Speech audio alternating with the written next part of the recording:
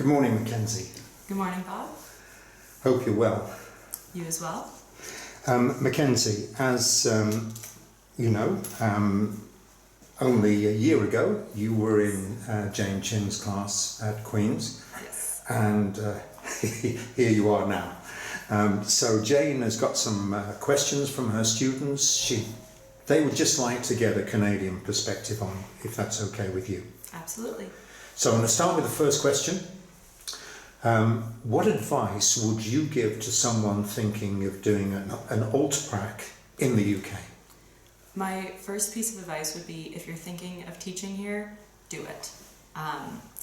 I came here with 2 other Canadian teachers who hadn't been here before, and I found that the transition for me has been very smooth because I sort of had the unexpected bits beforehand, and now I'm sort of used to it. I know my way around a little bit more, and I was really confident coming in here that this was where I wanted to be. Other than that, be open to the differences. It's definitely a different school environment. The discipline is a little different, but as long as it'll take some adjusting, but as long as you can go with it and embrace it, everything will be good.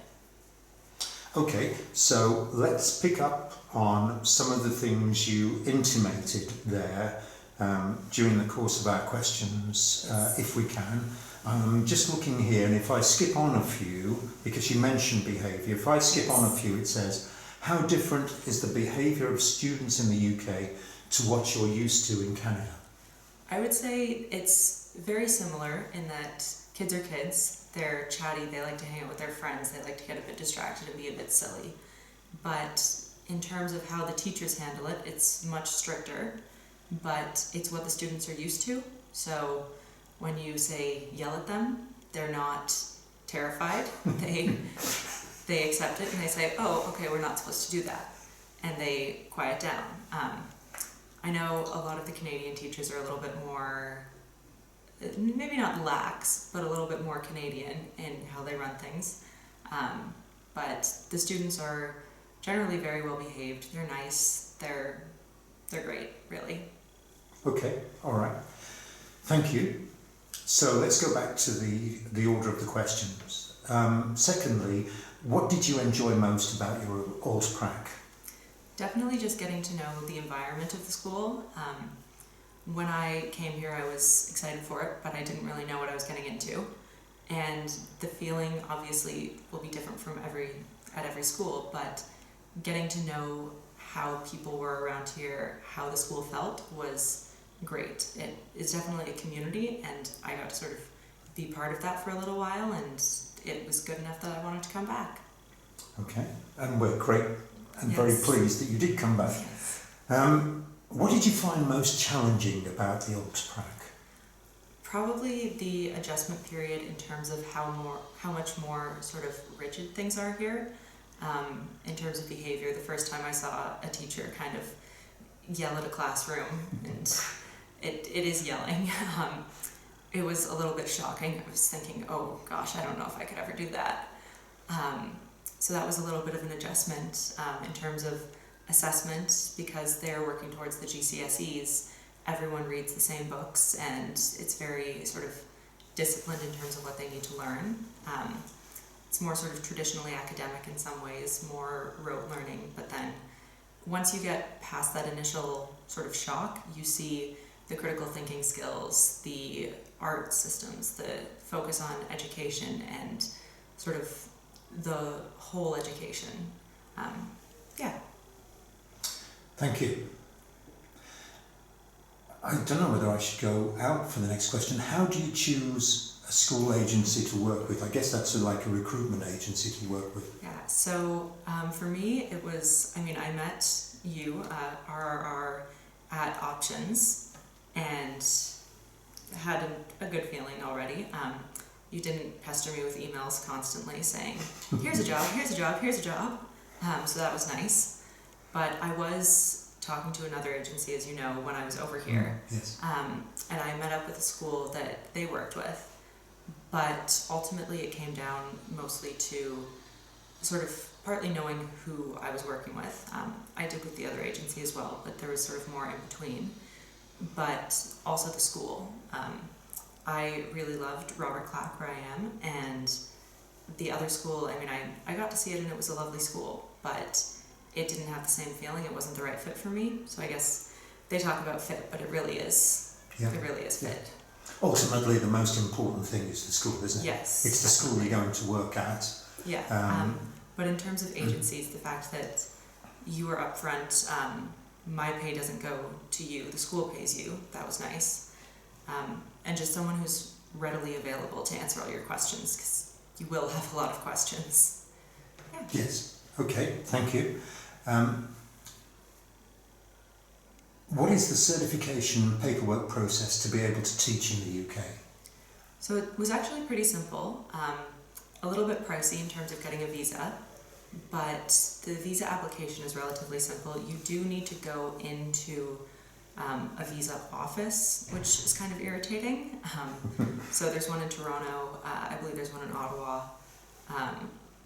but in terms of the actual paperwork, like I didn't need to change my certification to work here. I haven't actually received my OCT certification yet because I just sent them my transcript in July, and that wasn't an issue because you guys know that I've done my teacher training. I'm trying to think of what other paperwork there was. The real tricky thing I would say is when you get here, getting bills set up, bank account has been challenging. I've been here for 2 weeks and I'm hoping to get one this weekend, but I mean, I've been fine obviously, but that is a little bit more tricky than actually the paperwork in the beginning. But I would say get your paperwork in on time and you should be good. Okay. How does the curriculum in the UK differ from the Ontario curriculum? So in certain subjects it's very similar. Sciences, for instance, they are pretty much the same wherever you go. So sciences are very similar, but I also am not a science teacher, so I can't speak to that too much. Whereas subjects like history, obviously Canada teaches Canadian history, the UK teaches British history. But it's similar in terms of using sources and doing analyses and looking at continuity and change. So the overarching themes are the same. Whereas in English, usually schools get to choose their own books that they want to read, plays, etc. In Canada, here it's you read sort of prescribed books because you're all preparing for the same test. But in terms of what they're doing, like they are doing Macbeth in a Year 9 class, and I taught that to some grade 10s when I was in Canada, and looking at all the same things. So it's sometimes different in the content, but overall the learning I would say is very similar. Okay, thank you. Did you feel welcome coming into a new public school in the UK as a Canadian? Absolutely. I mean, part of it is probably that there are a lot of Canadians here, but I have maybe never felt more welcome in my life. Obviously, I haven't worked at any other schools, but everyone has been incredibly helpful. Yeah, it probably helps that it is such a multicultural school, but everyone's been amazing. Good. That's what we like to hear. I'm not sure whether this is about your ultra-prac or just teaching. Why did you choose the UK? So for me it was really important that I wanted to work in a public education system. I wouldn't want to work in a private school in Canada, and so working in international schools is something that I'm still considering, but starting out, public education is more where I want to be. So in the UK I could go somewhere new, I could travel. I mean, it's so easy to jump to other countries from here, even with the Brexit situation. So that was important, that I wanted to be somewhere where I could see more of the world, but I also wanted to work with kids who couldn't afford to get, their IB education at a private international school. Thank you. Now there's two parts to the next question, so I'll give them to you both and then you can answer as you wish. First of all, what is your classroom environment like? And secondly, what does the everyday school day look like? So I'll actually start with the school day. The school day is a little bit different. There are 6 periods instead of 4, and your schedule varies day by day. So most Canadian high schools, you teach the same 3 classes every day for a semester. Here they have terms, but all the classes are a year long. So I'm teaching 11 different classes right now, from a few different sort of departments within general humanities. Usually you're sort of one subject. I'm just moving around a bit more. But classes are 50 minutes long, so that was a bit of a change. Working on timing, that actually is one of the challenges that I'm still working on. It's getting better though, and it's only been a week and a half, so we're doing all right. As opposed to the classroom environment, I find that it's pretty similar to Canada. Of course, you do have kids asking, "Miss, can I take my blazer off?" if they're too warm, but I find that you can still have discussions, you can still do activities and games, and the general environment is very similar actually, as long as you know sort of the practical ways of like behavior management. So detentions are a thing here. If you're late to class or if you don't have your homework, it's a 15-minute detention. And the kids know that, so nobody's going to they might get upset, but they're not going to get really upset. So getting used to that, that's sort of the one thing that I would say is different. Can I just ask you, it's not on the list, but with these detentions, do you have to do them? Yes, so you would stay either at lunch or after school. So that's maybe a persuasive tool for you to not give out the hour-long detentions.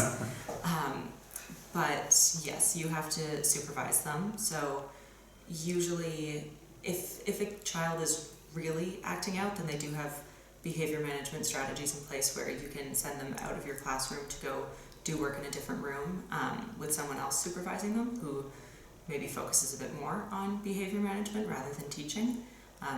The philosophy is very much that you are hired to teach, not to babysit, and if a student is disrupting the learning of the rest of the class, that's not acceptable.